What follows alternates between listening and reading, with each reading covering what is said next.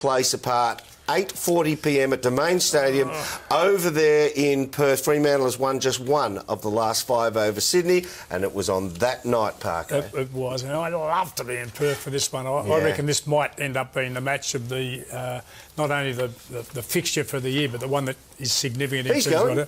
You're going over? I'm going over, yeah. Ship me in your bag to carry. I'm happy to do that. And I reckon the Dockers are sort of back to what I think was their best defensively, but they've added this new scoring potency, if you like, which I think is what they need to do. I know they were working on it last year, but it didn't eventuate. But this year now it's happening. It takes more than a pre-season to learn how to attack, doesn't it?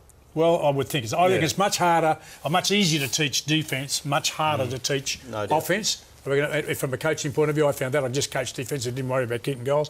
What a battle of the two high-powered midfields, and that's something I just want to spend a bit of time on. Clark and Sandilands, to me, is a better... Clark has just developed now. His athleticism and a number of times he's now been able to impact has gone through the roof. So Clark and Sandilands, I think, is slightly better than a Pike Tippett, even though Tippett's gone, what's about 40-odd% on the ball? Nearly 47. 47%. So that's the ruckman. I'm going to make you save your midfield comparison for a minute's time, because one of the blokes in the midfield I want to talk about, Lachie Neale, to me, is the most underrated player in the comp. And what we've done here, he's playing his 50th game this weekend. He went at number 58 in the draft. Unbelievable. And 17 teams are saying, no, 18, including Fremantle. How did he drop to 58? Because everybody knew he was a clearance machine coming out of South Australia. We've compared him here to Sam Mitchell, who's the best clearance player in the last decade.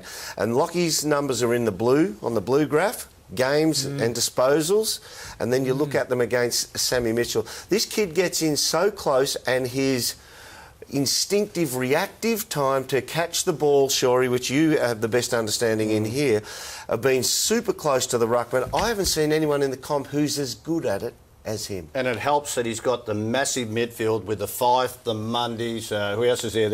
As you said, they go to Barlow because he's a fifth in line.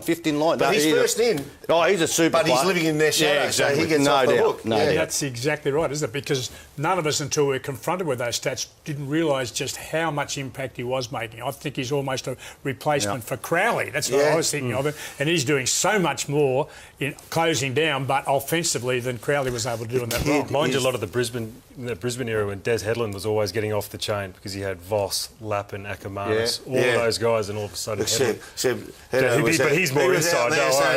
This kid's right in the middle saying, I'll get it to you. All right, Shorey, let's have a look at the Sydney lineup. They are in good nick also. Yeah, Nick Smith comes in, Towers goes out. Look, all their senior players got them across the line last week. Hanbury, McVeigh, Parker, these blokes were fantastic. Love the way that Jake Lloyd goes about it. Small defender, gets in the midfield. You like him, don't you? He has double efforts. I don't know if you've seen a lot of him doing, but he has double efforts, which I love. Isaac Heaney was, a star, really. He faded out of the game, kicked 4 goals as a youngster. Still got some issues with Tippett, Reid and Goods. And I say Tippett because I don't know whether you got him in the club to become a second ruckman.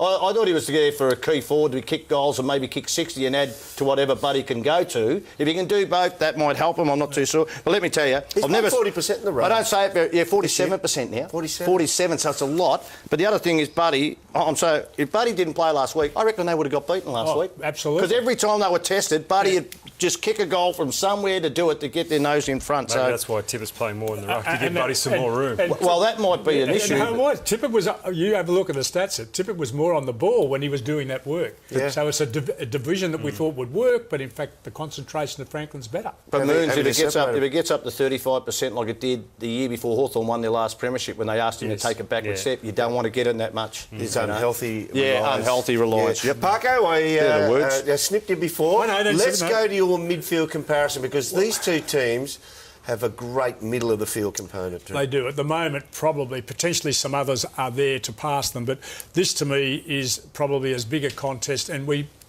every week we say the midfield probably determines the end result. Here we've got Barlow, Fife and Hill as A-graders for Fremantle. And you throw in Sandilands and...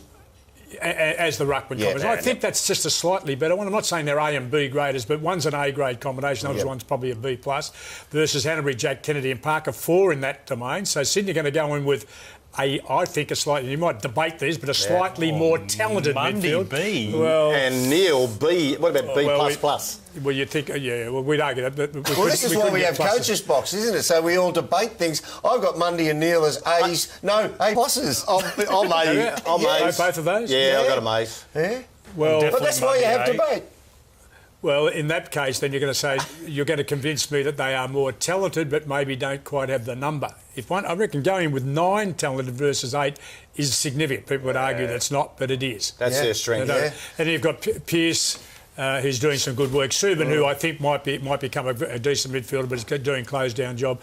And Cunningham for Sydney. Look, and you look at that and you say, well, they're just about balanced out. Maybe it's what happens at either end of the ground which is going to win it. And the focus we have saying which is the best midfield because they're going to dominate the game won't happen. Who are you going for? Well, I'd argue this. I'd argue this lot. I think Sydney. Ooh. Sydney over there.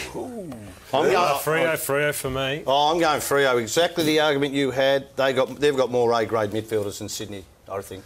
I reckon by 2 or 3. I reckon if there would never be, but in that praying world that we hope it happens someday, if they had a Lightning premiership this weekend, Fremantle would play Adelaide in the grand final. And I reckon Fremantle would win it. I reckon they are the best team travelling right at this point in time. I'm going with Fremantle at home. All right, what do we got next? Let's go to the next game, Brisbane and the West.